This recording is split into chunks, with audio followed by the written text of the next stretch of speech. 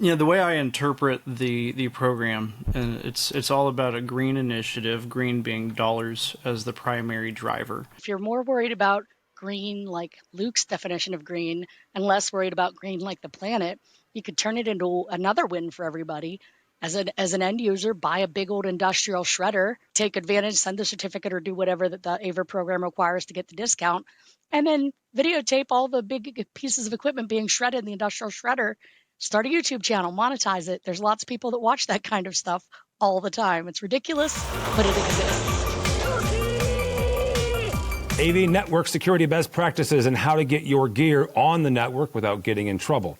Also taking a look at how successful AV recycling programs can be. All that and more next on AV Week. This is AV Week, episode 714, recorded Friday, April 25th, 2025. Educating the AV user. This is AV Week, your source for the latest in AV news and insights. My name is Tim Albright. I am your host.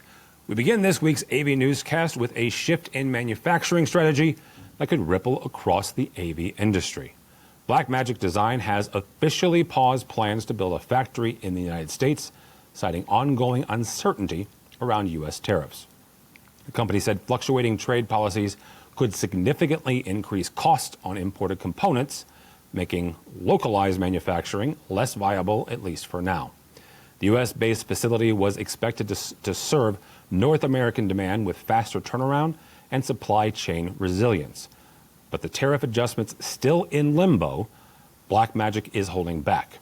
For the AV community, this is yet another example of how global policy is shaping where and how products are made.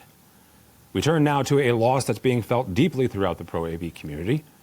Martin Vanderwood, Vice President of Global Business Development and Marketing at PPDS, has passed away following a sudden cardiac arrest. He was 56.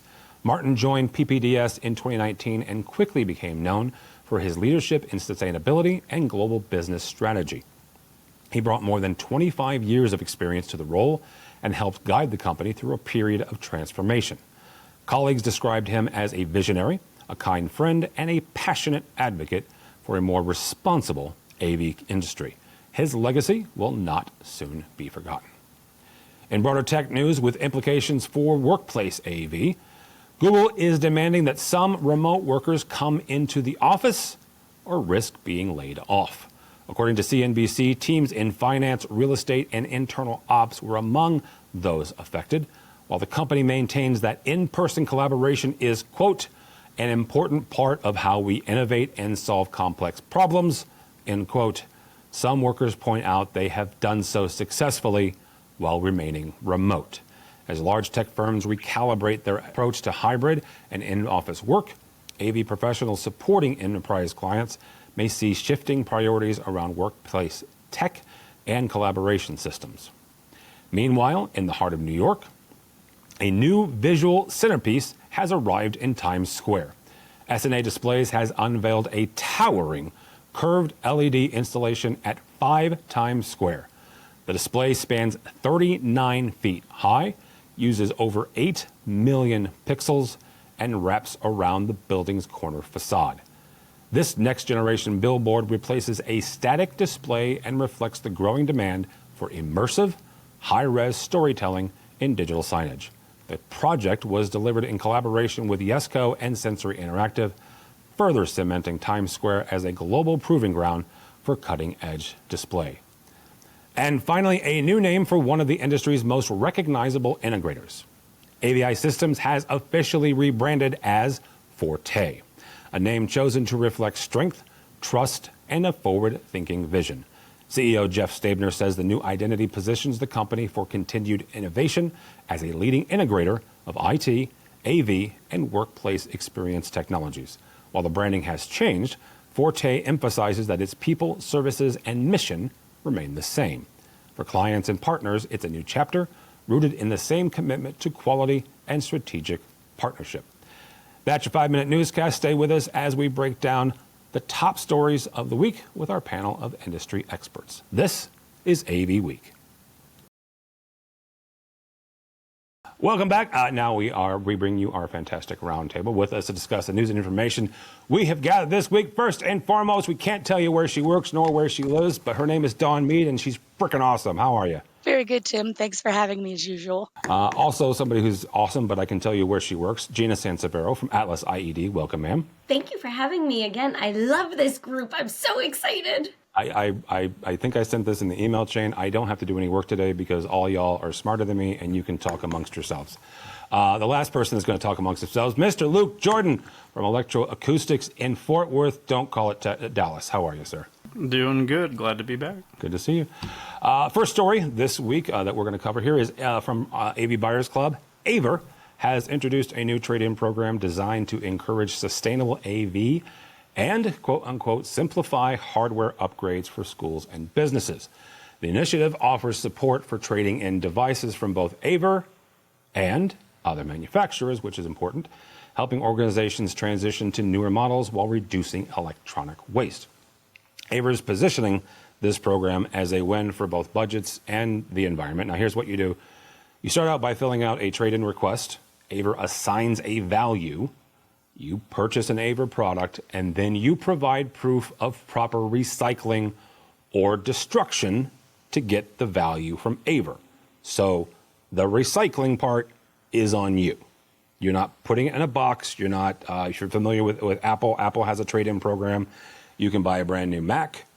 They ship you a box. You ship it back to Apple, right? So this is recycling. So recycling here is all on you. Don, we're going to start on with you on this. How much weight, how much import do you have when it comes to sustainability, ESG, environmental sustainability, and government's goals? How much does that matter when you're looking at your upgrades, when you're looking at your design decisions? I mean, all other things being equal, it's definitely a deciding point, especially for large corporations like mine. I can't tell you where, but we do have a sustainability and ESG program among many other programs that we have that we feel is a responsibility of our company to the planet. So it is a deciding factor, but if you have a crappy product, we're not going to buy it regardless of how many green credits you get or whatever. That being said, a program like this, I think, is fantastic. Would not necessarily benefit a few folks in verticals like mine.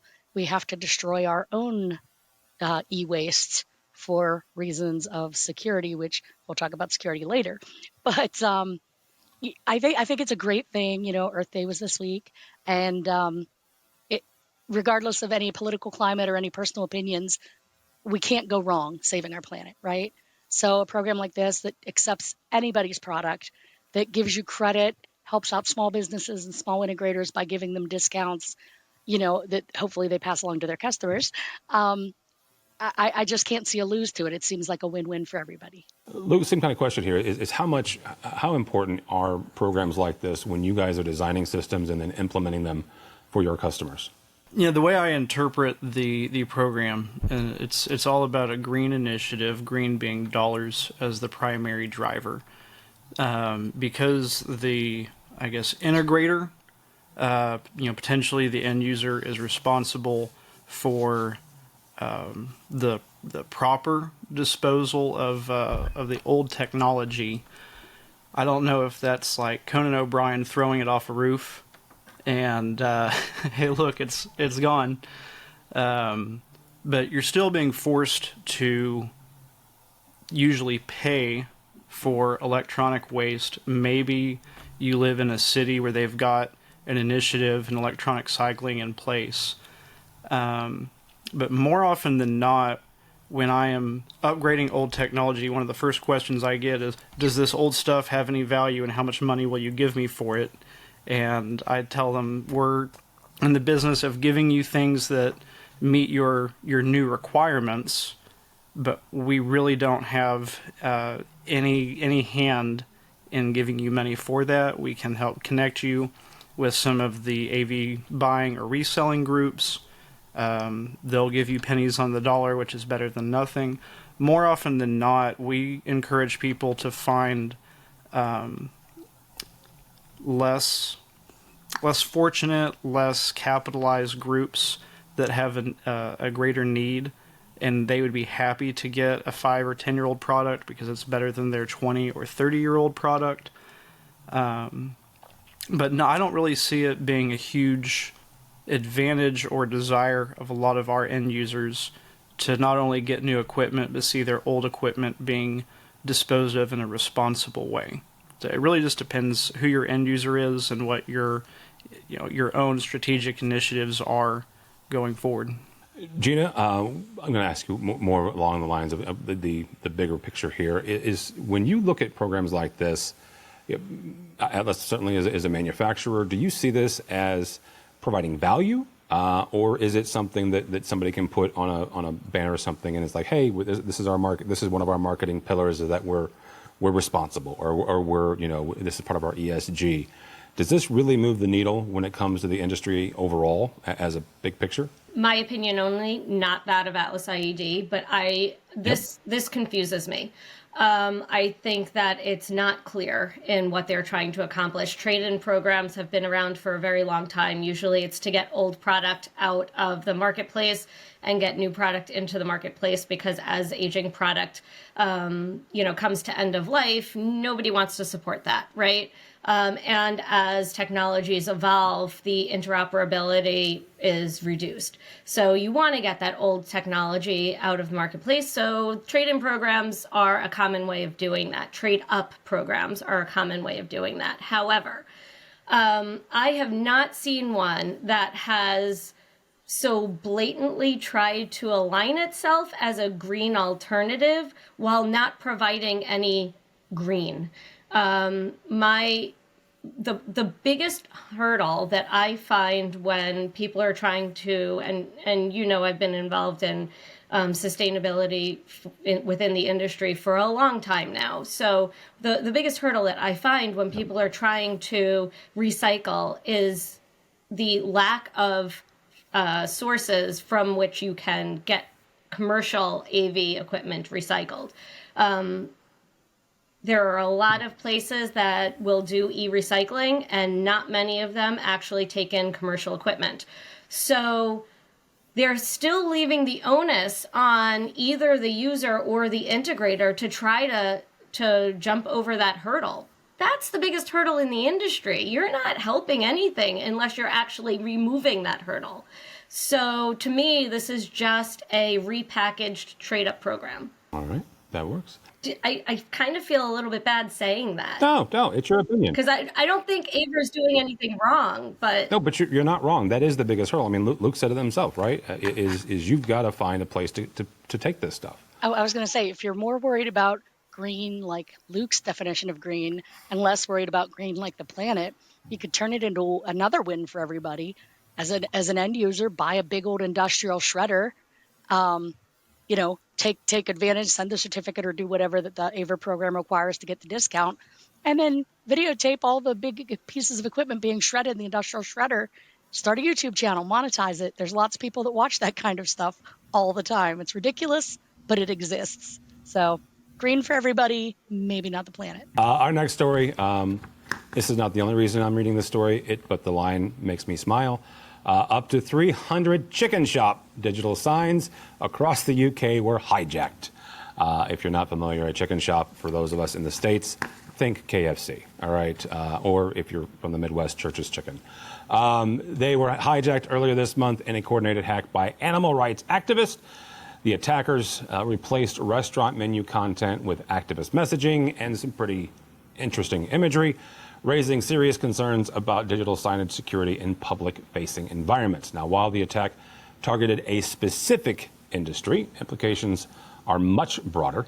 For IT and AV managers deploying network-connected displays, this incident underscores the growing need for hardened security protocols, regular updates, and access control, even on what some may consider low-risk endpoints. Mr. Jordan, 10 years ago, maybe, I was interviewing a very smart product manager for a very large manufacturer, and I was asking about IT security for the AV industry, and the feedback I got was, what are they going to do? Hack the projector so they can turn it off. Okay? Now, that was 10 years ago. We have certainly evolved since then. What are the minimum security standards when it comes to deploying an AV system for your clients? It really starts with what are the requirements of the project, because at the end of the day, the end user is the one that's defining quality. If Okay. my definition of quality and security can fall into that umbrella are different than the end user, there's just a poor fit going into the project. So if I want to design a system with more security, more quality, better coverage than they have need for, if they have budget for, then the project is not going to end well. And so the end user has to be the one who understands what the threats are, what the consequences of their decisions are, and then they have to be aligned at the beginning of the project implementation, or it's not going to work. So we can come in and we can talk about security. The first one is, do you have the doors locked? Are we air gapping the network, or are we integrating it onto your network? If you are taking responsibility and putting AV on your network with a line to the outside, I have influence, but I don't have control over that. And so it really takes having a educated end user. And most AV companies, mine included, are not prepared to educate them on broader IT threats and risks. But this isn't new. I feel like 5 or 6 years ago, we were having hackathons, and they were able to take a Crestron touch panel, and they were able to turn on the microphone internal to that, and they were able to listen in and record what was happening in a boardroom. So really nothing's changed. Target got hacked through their HVAC backdoor several years ago, and that led to millions of people's personal data being leaked. It's really nothing new. But it all starts with the end user and what their threshold for risk is. Gina, one of the balances here is folks like Luke's team, right? That they want to be able to deploy a system relatively quickly and easily, right? Because the less time on site, the less time they have to pay for labor, and which ultimately means a lower cost for their client. How do you strike that balance between making sure something is secure, right? Here in the States, California has a couple of different laws on the books when it comes to security. The EU certainly has a number as well. So how do you balance the need for security with the ease of use and the ease of deployment when you've got these conflicting, what seems to me at least, conflicting priorities? Well, I'll tell you, I think Luke nailed it. Unfortunately, there are too many in the audiovisual industry who don't think that they need to be educated on cybersecurity and risks, that they leave that to the manufacturers. And as long as the end users are, they're meeting their end users' demands, and the end users are defining that, then that's great.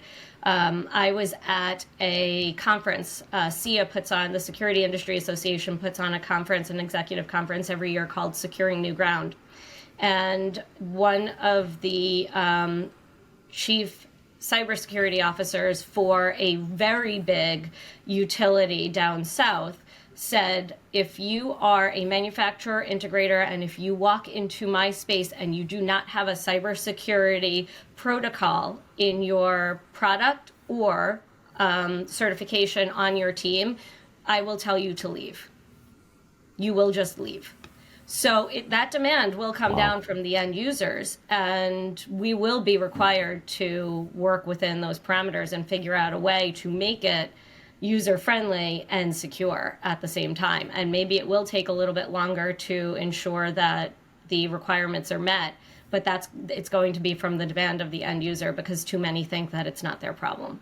All right, Dawn, I am glad, number one, that you're on this week and that we had this story this week.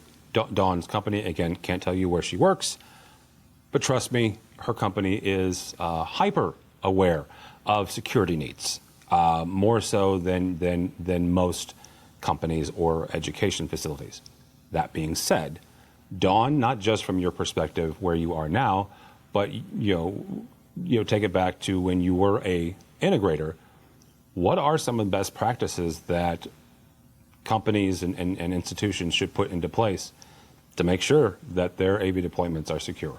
Well, honestly, the biggest thing is knowledge, knowledge, knowledge, not just as an end user, but, Luke and Gina both said it, as integrators and as manufacturers in the AV industry.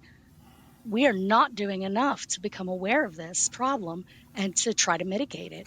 I mean, Tim, at this point, it's been 10 years, I think, since you and I sat on a panel, or I was on the panel and you were the moderator, talking about cybersecurity here in the Yep. DC area. And at that time, we talked about the 2013 Target hack, and we talked about a few other intrusions. In 2013, they went in through HVAC. Right, not long after that, there was an attack in a company where they went in through the speakers in the ceiling. It's a thing. It's out there. It's happening, and we need to be aware of it as AV professionals so that we can help our customers avoid it.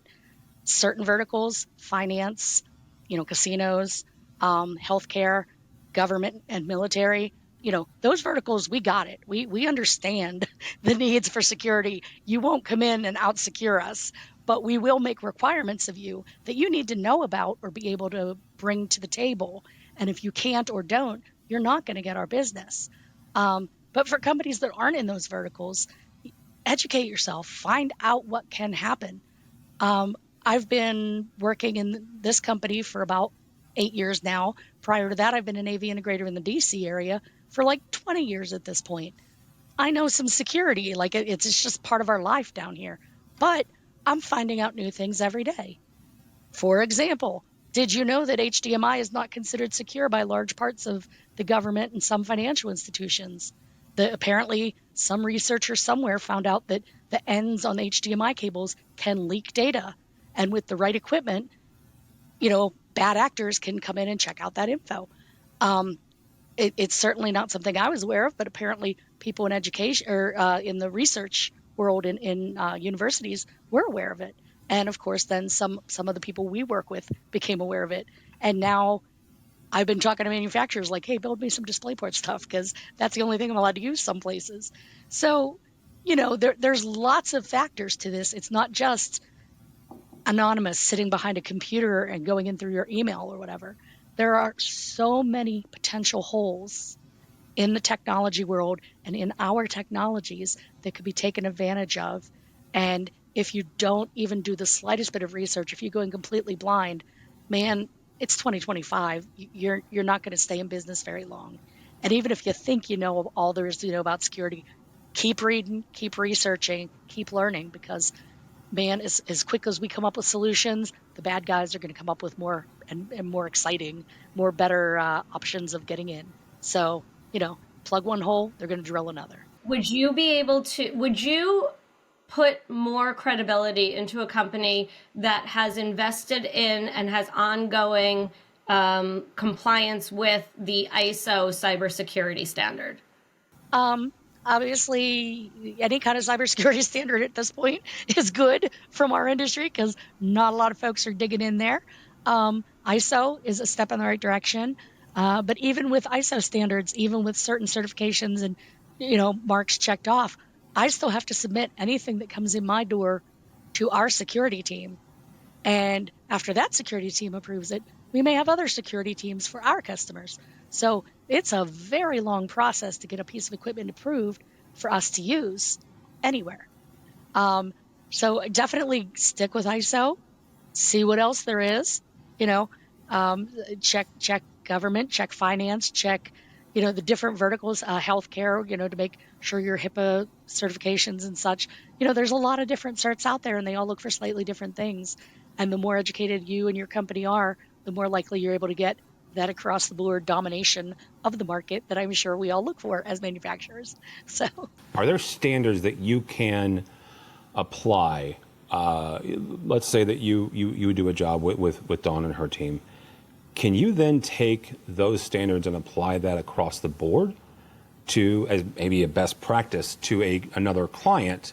They might push back on you, right? But you've at least set like this is the electroacoustic standard. Now, if you choose to go beyond that, that's fine, right? And you kind of said that, right? It's a little bit on the client. But can you go and say that this is our minimum? Now, there's can and should.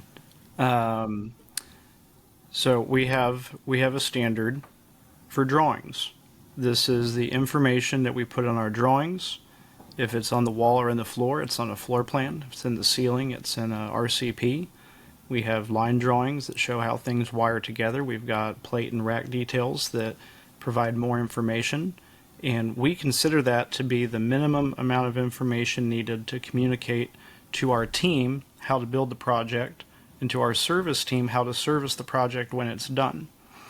I have a Catholic church that's in a pretty remote location. There's 3 Catholic parishes, and they form like a tri-parish committee to handle finances because they're in this remote location and they don't have a whole lot of cash coming in.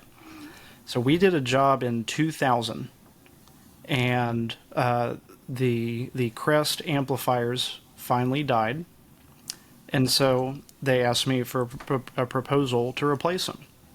And so I get a call from a middle school teacher who's been involved with AV for the 3 parishes for a long time, and he says, your price on the amplifiers checks out, your labor price checks out, but what's this $932 for design?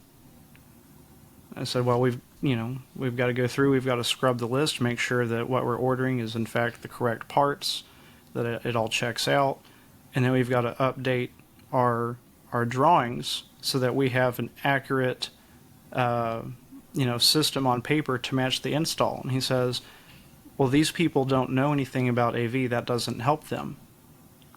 We're not willing to pay for that. Just because it helps you, if it helps you and if it adds that much value to you, well, that's for you, but that shouldn't be something we pay for. And so I just said, look, that's the price. I understand if that's not something that you value. And so they'll go somewhere else, or they'll decide that our ability to service them and maintain accurate drawings, which is our standard, is important. So jury's out. I'll find out next week. But I think that applies directly to the issue we're talking to here. And it goes back to the point I made earlier. The end user sets the requirements, and if your internal standards are higher, it's not a good fit, and there's nothing you can do to change that. So something that General Dynamics did, now Lockheed Martin, in the 80s, is they started requiring all of their manufacturers to complete a minimum security, minimum quality certification. And Texas Nameplate, a local metal engraving nameplate company, said, we're not going to do that, we're happy with our quality. And they said, that's fine, you don't work for us anymore. And that was about 80% of their business at the time, so they quickly changed their tune. And then ended up winning the Texas State Quality Award and the Malcolm Baldrige Federal Quality Award because they realized that those quality improvement initiatives made such a big difference to their profit, to their excess waste, and to their processes that they couldn't live without that. It was a wonderful case study. So I think security, again, the integrators have to be educated on what it is, what the benefits are, and decide if they are willing to comply with that across the board, and then find clients that value that, because that's what pays for it. Your clients pay for everything at the end of the day. One little caveat to that is don't necessarily write off a client if they tell you your standards are higher than the client's standards. Maybe once you explain it, they'll say, oh my God, we never even considered that. I want to use you because nobody else even mentioned that. I know when I was an integrator and just starting to really dig into the cybersecurity aspect, that's something that happened to us with a small nonprofit. They're like, that never occurred to us, but that's really important to know. Mm-hmm. We want to use you because nobody else even thought to bring it up. So no, sales is less about convincing people what to buy than it is educating them on why they should buy. And hopefully they're not too chicken to meet you in the middle. All right. That'll be a good place. Thank you all so much. Gina Sansevero from Atlas IED. Thank you, ma'am. How do people connect with you or Atlas IED? You can connect with Atlas IED at atlasied.com and on LinkedIn. I am also there, Gina Sansevero at LinkedIn, and I have been much less visible on X, Twitter, and most of the socials. So also find us at booth 5861 at InfoComm this year in Orlando. We're really looking forward to it. Yeah, Orlando, InfoComm comes down the way 11th through the 13th. So yeah, absolutely, it's coming. Dawn, again, can't say where you work, but where can people connect with you? Well, you can find me here on AVNation as often as Tim will let me show up and blather at you all. But you can also find me on almost all the socials as either at AVDawn or Dawn Meade, Meade, just like the general. And hopefully you'll be able to see me at some of the coming trade shows, be they regional or national. So hoping to get back out there and see folks in person. I miss everybody. It would be good to see you. All right, Mr. Jordan, thank you so much. How do people connect with you or Electroacoustics? You can find us in Texas. Come on down. Texas is a big place, dude. Yeah, I know, we're all over, though. Or you can find me at AV Karaoke Tuesday night at 9 o'clock at O'Shucks Pub at InfoComm. There you go. Well, since we're talking about InfoComm, we are having an AVNation networking event. We'll explain later. It's called AVNation Access. It will happen the 11th of June, 4 to 6. There'll be more information coming in down the pipeline, but pencil that in if you are going to InfoComm. For me, for Tim Albright, you can connect with me on LinkedIn. That's about the most interesting place you'll find me, but go by the website if you would, please, avnation.tv. That's avnation.tv. You'll find this program and a host of others. Mitchell has been very busy this week. We have a brand new AVNation special taking a look at Extron's XPA Ultra FX power amplifiers. You can find out more of those at the website. If you're watching us on YouTube and you're tired of looking at me, you can go subscribe to the podcast and just listen. Or if you're listening and you want to know what we all look like, you can go over to YouTube. So either way, go in the opposite direction, but go by the website, avnation.tv. That's avnation.tv. Thanks so much for listening. Thank you so much for watching. That is all the time we have for AV Week. The network for the AV industry. What are you listening to? This This is AV. This is AV Nation. This is AV Nation.